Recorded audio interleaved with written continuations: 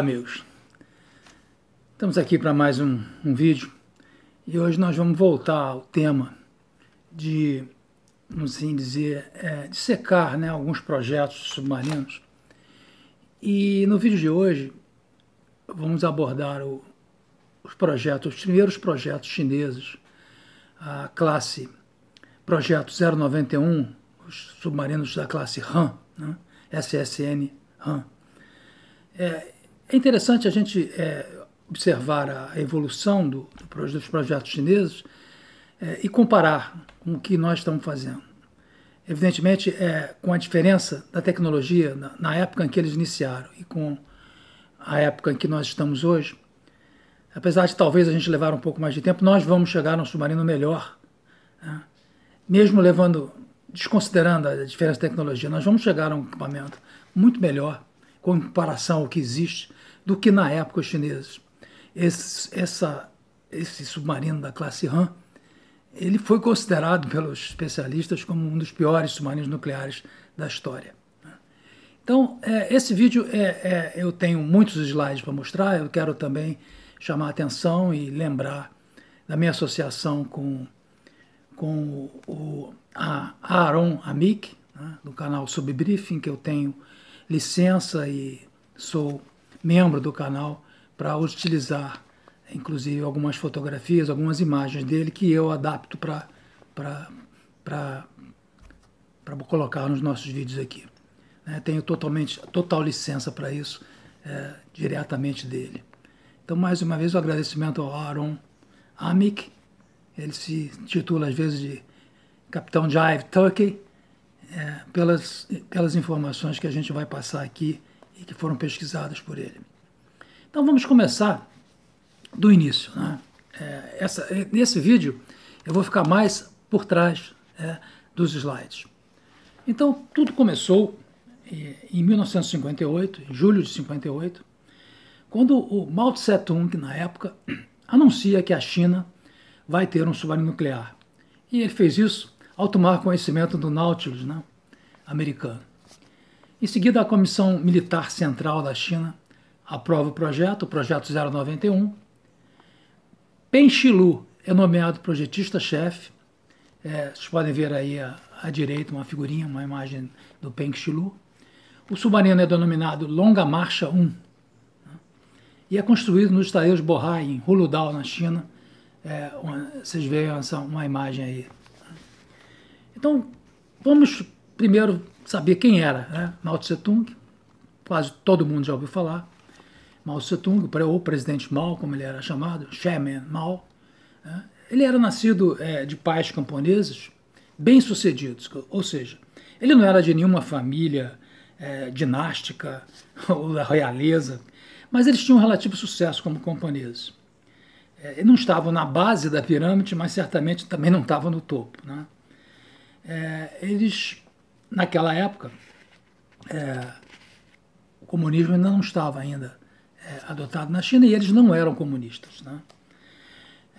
O Mao adotou a ideologia comunista na Universidade de Pequim, em 1919.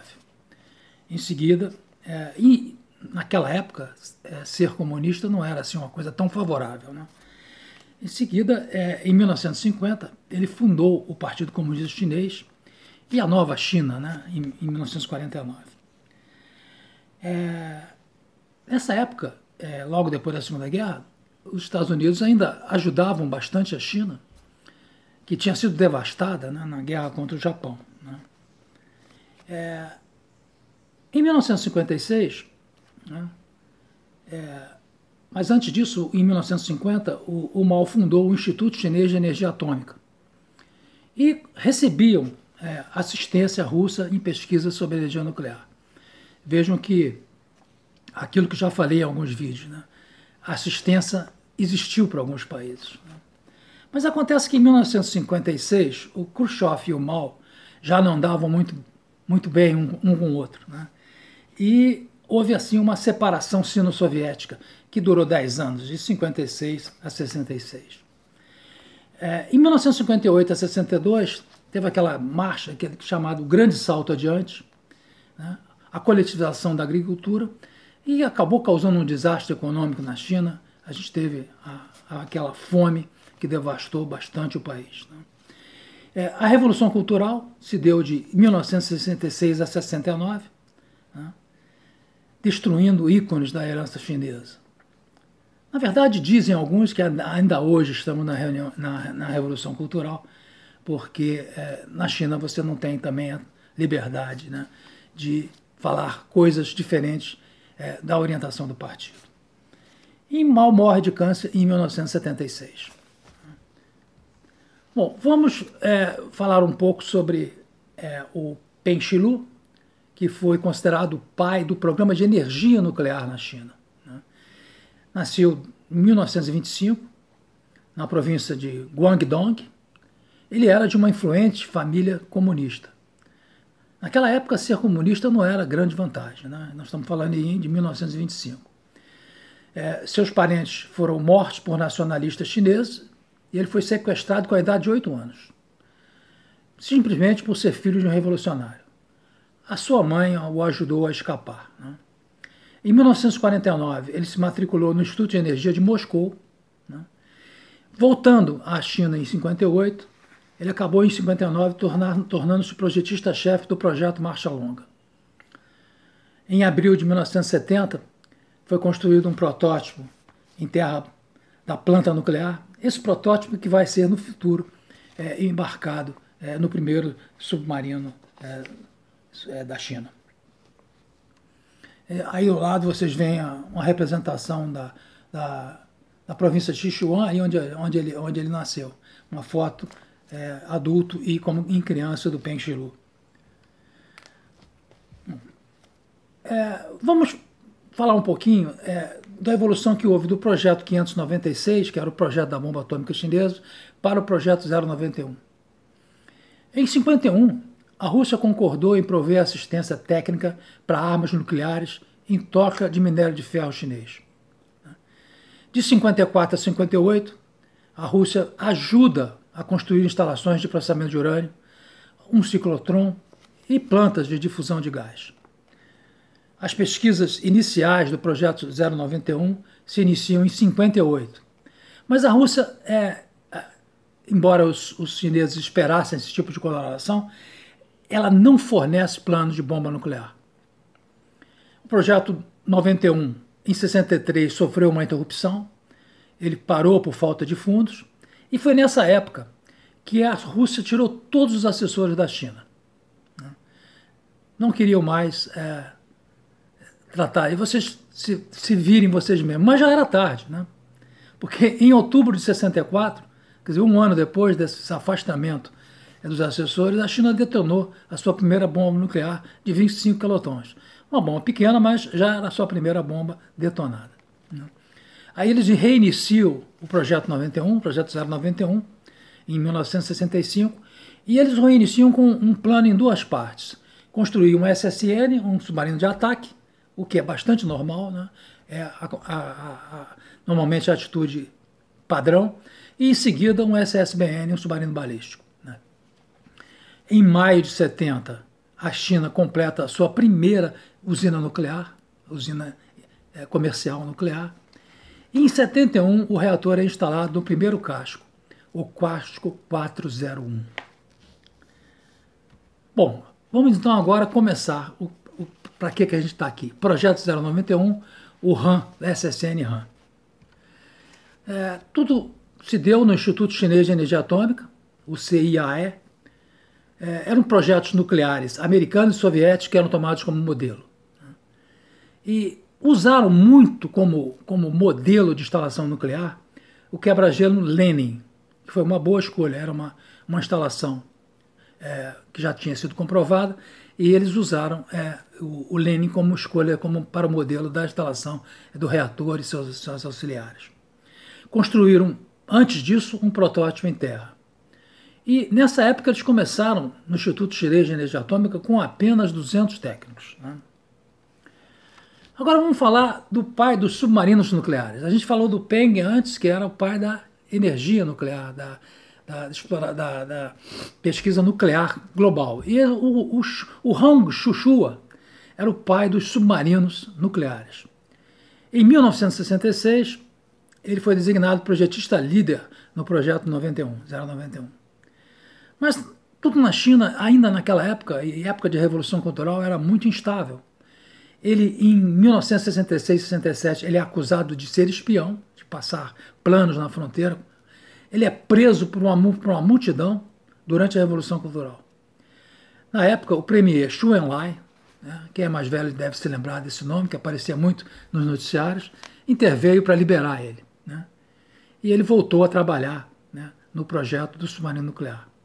Em 1967, o protótipo é completado. Estão vendo aí um modelo provavelmente em madeira, aí à esquerda, sendo observado no tanque de provas.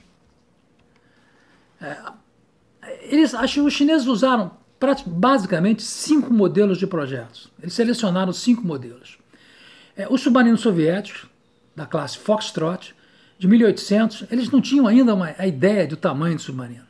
Então eles selecionaram um de 1.800, um de 2.500 e um de 5.000 toneladas. Né? E observem que interessante, eu conversei em outros vídeos sobre o início do programa nuclear brasileiro, em que a gente observava as imagens nas revistas especializadas de engenharia nuclear. O formato drop, water drop, o tipo gota d'água, eles começaram a desenvolver a partir de um brinquedo americano.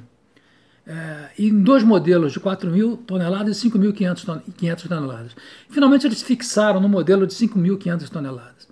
Então um brinquedo americano foi utilizado para o desenvolvimento do projeto. Os estaleiros que fizeram essa série de submarinos, Bohai Shipbuilding Heavy Industry, localizados, como já falamos antes, em Huludao, uma província de Liaoning. Esses nomes chineses, vocês me perdoem, mas não são muito fáceis. Esse era um estaleiro que produzia navios civis e militares. Um prédio de montagem com 40 mil metros quadrados. Vejam aí à direita uma foto do prédio de montagem, em que permitia uma capacidade para construir 4 submarinos ao mesmo tempo. Esse estaleiro era localizado mais ou menos na fronteira, perto da fronteira com a União Soviética. Tem aí um mapinha, vocês estão vendo aí, marcado onde era o estaleiro. O Casco 401 foi o primeiro, Casco 401. Teve a sua quilha batida em 1968. O lançamento dele foi em 1970. A criticalidade do reator em 1971 e os testes de mar começaram em agosto. Foram muitos testes de mar, muito tempo de teste de mar. 3 anos. Por quê? Apresentaram muitos problemas. Problemas no sistema de circulação de ar. O submarino, por causa disso, permitia apenas poucos dias submerso, 2 a 3 dias, porque a qualidade do ar era péssima. O isolamento radioativo deixava muito a desejar. Né? Ele era um submarino perigoso em relação à radiação. E essa condução de teste de mar foram mais de 200 testes de mar entre 1971 e 1974. Porque esse submarino foi quase que um submarino de provas, de teste. Ele tinha muitos problemas e o 401 e depois o 402, eles permaneceram com os defeitos, eles não foram melhorados. Nós vamos ver depois que os 403, 4 e 5 sofreram melhoras em função desses testes que foram feitos. Então vocês vejam, nós estamos construindo um submarino. O primeiro submarino certamente vai ter um ou outro probleminha, mas acreditamos que com o nível que hoje a gente faz os submarinos, eles vão chegar a uma posição muito superior, sem levar em conta, inclusive, a diferença tecnológica das eras, muito superior ao que representava na época esse submarino chinês. O comissionamento se deu em 1974 e o nome dele, como já dissemos, é Longa Marcha 1. Vamos falar um pouco sobre os testes de mar do Longa Marcha. Então foram 3 anos, como disse, 6.000 milhas navegáveis. Né? Determinaram uma baixíssima eficiência térmica do reator. O reator realmente, além do problema de isolamento, ele tinha uma muito baixa eficiência térmica. Ele era muito barulhento em todas as velocidades. Eu tenho aqui o dado, os dados de decibel eram 175 decibéis. Isso é coisa de avião, né? Coisa de avião. Os seus torpedos não eram guiados e o sistema de direção de tiro não havia, né? Somente disparava torpedos IU-1 não guiados, né? Os primeiros torpedos chineses. Um sonar de proa passivo-ativo muito antigo, russo, daqueles que para cada direção tinha que se fazer uma percorrida no dial manualmente. Vocês viam naqueles filmes antigos da Segunda Guerra, aqueles operadores mexendo no dial, procurando em cada direção um sinal. Afinal, ele era estanque, né, e funcional. Era o que interessava, né? E ele, como na verdade, foi uma plataforma de modelo de testes, né? Vocês vejam aí nessa figura aí embaixo, ele está aparecendo o número 1701. Esse número 1701, no início, ele teve esse número, mas ele durou pouco tempo. Depois ele realmente foi colocado como 401. Vamos ver o RAM, o SSN RAM em números. Deslocava 5.500 toneladas, um comprimento de 98 metros e uma boca de 10 metros. Eu queria chamar a atenção para a relação 98 para 10, 9,8 para 1, né? Que é uma relação alta para os padrões da época, né? Hidrodinamicamente, os submarinos, no início, e ainda hoje, os submarinos, idealmente, do ponto de vista hidrodinâmico, eles teriam uma relação da ordem de 7,5 para isso, comprimento boca, né? São, acho que, a relação que produz o menor arrasto. Mas com o desenvolvimento de reatores nucleares potentes, isso passou um pouco para segundo plano. E não há submarino nuclear com relação menor do que essa aí. Mas o curioso é que nessa época esse submarino já tinha essa relação, né? Eram submarinos de casco duplo, entre os dois cascos uma série de tanques de ar, tanques de óleo diesel, tanques de diversos tipos de tanque, que davam uma elevada flutuabilidade a esse submarino. Ele tinha uma excelente flutuabilidade. Tinha 6 tubos de torpedos, 53 centímetros, e carregava 20 torpedos ou 36 minas. A instalação nuclear era um PWR com 90 megawatts, hélices de 5 pás. A gente sabe que 403, 4 e 5 mais tarde passaram para hélices de 7 pás. A tripulação de 75 homens. E, mais uma vez, um detalhe interessante, que o gota d'água, né, o formato gota d'água, era baseado de um brinquedo de 1965 da companhia americana Cairns, Submarine Model, né? O projetista-chefe que deu essa informação, Huang Chuhua. O submarino tinha 7 compartimentos. Esse submarino tinha 7 compartimentos. O primeiro compartimento de proa, o compartimento de torpedos. Logo em seguida, o módulo de comando, isso é muito normal, normalmente é assim que acontece. Em seguida, as baterias e máquinas auxiliares. O compartimento 4 era o compartimento do reator. O compartimento 5, sala de controle de motores.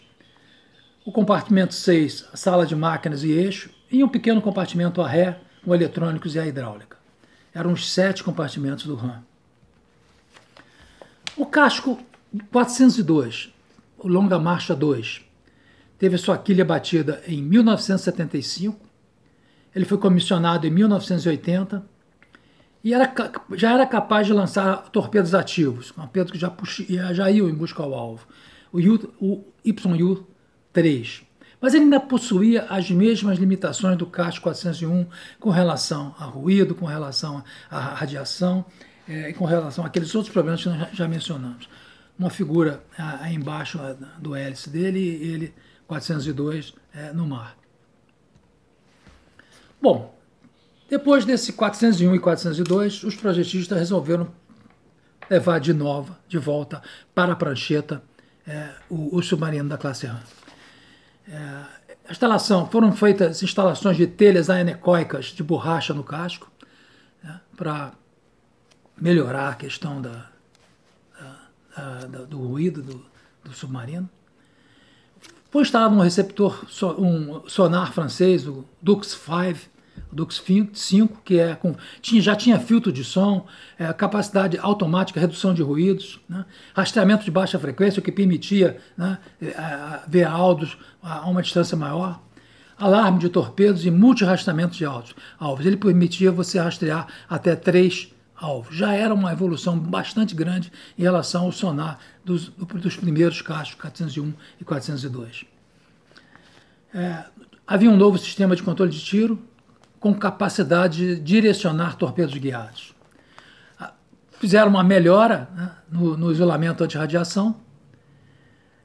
Em 1984, torpedos U-3 foram instalados, ativos passivos, 35 nós de velocidade, com alcance de 12 km, e já tinham sistema de ASW para a guerra antissubmarina.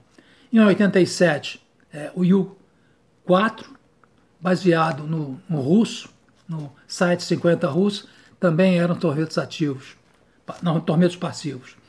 Em 1989, eles fizeram uma engenharia reversa do MK-48, não temos informação de como, mas eles fizeram essa engenharia reversa do MK-48, e aí já tinham 65 km de velocidade, um alcance de 45 km, e também com medidas de antissubmarinas.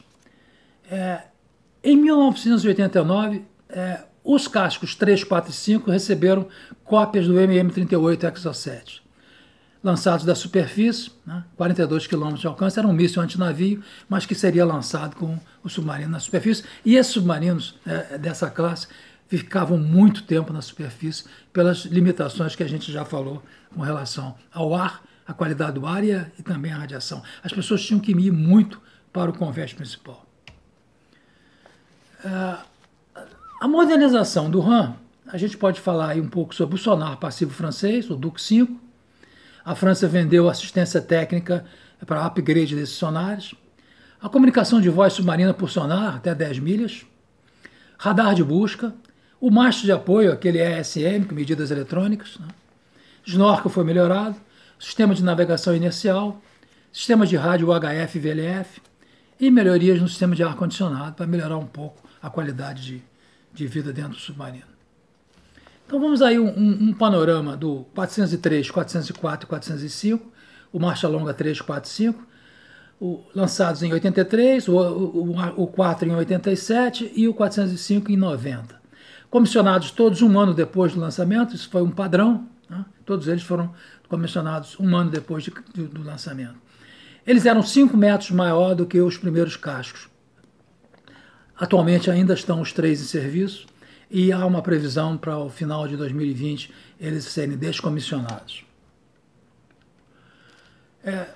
Essa é a base onde esses submarinos estavam. Um nome bastante complicado, Jiangjejuang, é uma base de submarinos subterrânea. Vocês vejam a figura aí à direita, uma foto do submarino entrando num túnel que deve levar até a posição da base, onde vocês estão vendo aí o submarino docado. Lógico que essa proteção é uma proteção mais para fotografia, não é uma proteção para bomba. Os submarinos devem entrar por esses canais aí, por essa entrada que vocês estão vendo à direita, e seguir até a posição onde eles são mantidos, ou reparados, ou estocados. Né? Interessante essa foto, inclusive à direita aí, é uma foto recente, satélite, no quadrante superior direito. Vamos falar um pouco sobre a vida na bordo do RAM. Né? É interessante dizer que o pessoal que guarnecia o submarino, que estão acostumados no exército chinês, exército de libertação, né? O chinês de 3 refeições por dia, tinham a melhoria de 4 refeições por dia.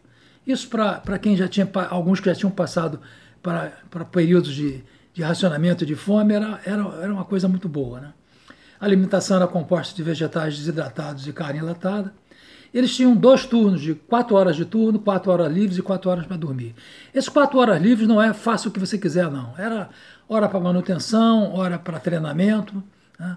Hora também para um lazer, para ler livros ou alguma coisa, mas não era totalmente livre.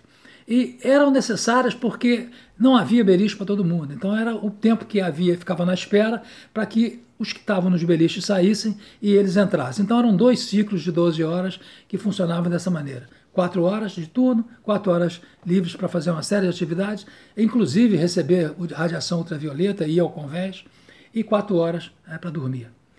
Não há cabines nesse submarino, há cabines disponíveis para 12 homens, né? Com esses beliches que eram revezados. Sempre necessário, pelo menos 5 minutos de exposição a lâmpadas UV na pasta d'armas, né? Isso era feito durante aquele período de hora livre, né? Aí uma informação de livros, barras horizontais, halteres, de filmes de 8,75. Não eram nem 16 milímetros ainda, aqueles filmes de 20 minutos de entretenimento para a tripulação. Um vaso sanitário quando submerso e outro no convés, na vela, na superfície, né? Esse é um problema, porque o vaso sanitário submerso é preciso haver um procedimento correto na hora de se usar, senão você joga para dentro do submarino os dejetos. Isso é uma coisa que a pessoa que fizesse o procedimento errado era bastante criticada, porque todos teriam que participar da limpeza, né? E submersão 2 a 3 dias de cada vez. Tinha que ir à superfície para permitir a renovação de ar, para que as pessoas tomassem um pouco de ar, né? Ele não ficava mais do que 2, 3 dias submerso. Veja que era um submarino bem rudimentar, muito diferente do submarino que nós vamos produzir e estaremos operando em alguns anos. Operações do RAM. Vamos aí nesse slide, nós vamos ver algumas das operações do RAM, né? Ele, em 94, ele esteve numa região a 100 km a oeste de Kyushu. O submarino RAM monitorou o termo que os americanos usam, shadowed. Eles ficaram à sombra, né, do Strike Group do Kitty Hawk, né? Os S-3B localizaram o RAM e a China enviou caça J-6P para seguir os Vikings americanos. Houve uma tensão, né? E os americanos resolveram se afastaram de umas 200 milhas, e o chinês naquela época cantou vitória, né? Mas na verdade, se os americanos quisessem, eliminavam esse submarino com muita facilidade, né? Em novembro de 2004, o RAM ficou 2 horas submerso em águas japonesas, ao sul de Okinawa. Os aviões P-3C seguiram eles por vários dias, e eles depois alegaram que foi um erro de navegação.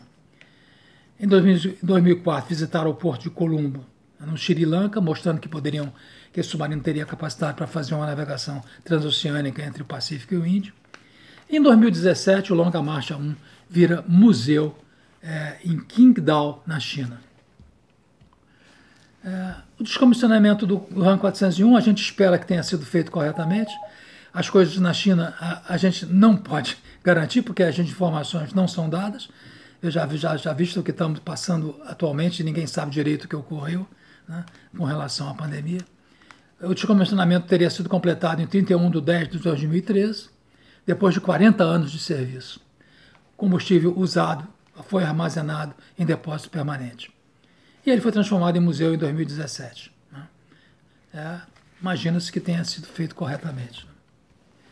E uma última figurinha do Museu Naval de Qingdao.